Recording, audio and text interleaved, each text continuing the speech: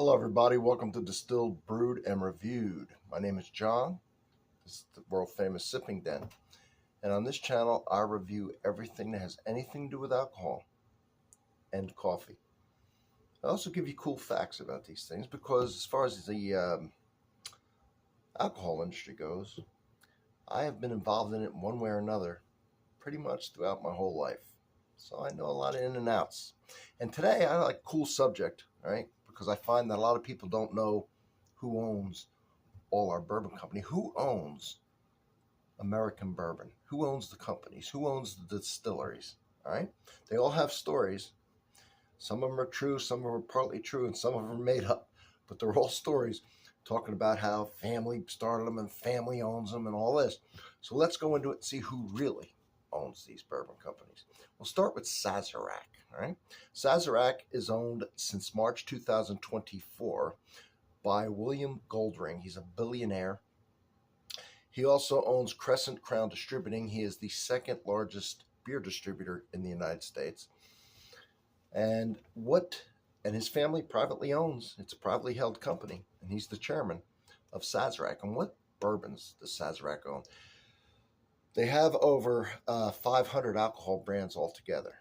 But the ones that we're interested in, so now you're going to know who owns these since 2024, is, of course, Sazerac Rye, Buffalo Trace, Bowman, Blanton's, Eagle Rare, Weller's, Elmer T. Lee, Benchmark, OFC, Stag, Pappy Van Winkle, E.H. Taylor, Old Charter, Ancient Age, Charter Oak, Barton 1792, Thomas J. Moore, Very Old Barton, Kentucky Gentleman, Kentucky Tavern, Wolcott,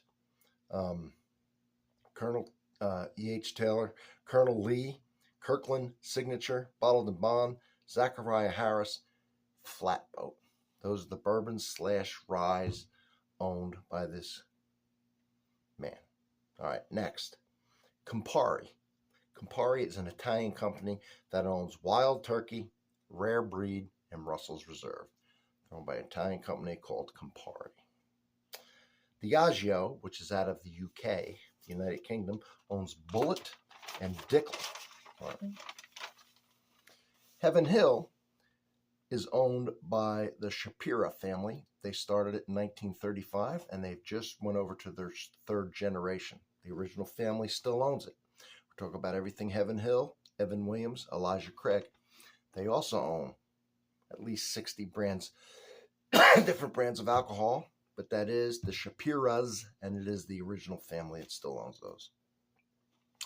What else? They own Henry McKenna, Bernheim, Rittenhouse, Pikesville, both Ryes, Larceny, Old Fitzgerald, Parker's Heritage, Five Brothers, Mellow Corn, Few Bourbon, and Few specialty bottles.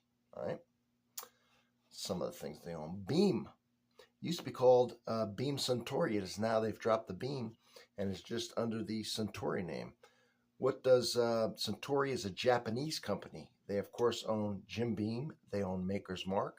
That covers brands like Nob Hill, Basil Hayden, Old Crow, Old Grandad, Baker's, Fred No, Old Overholt, Old Tub, Legent, Jacob's Ghost, and Little Book. All right? Now, all the Jim Beam and all the Maker's Mark is owned by Suntory, a Japanese company. Another Japanese company, Kirin. We have Kirin beer, Japanese beer, many other things. They own Four Roses. All right. Pernod Ricard is a French company. They own Rabbit Hole.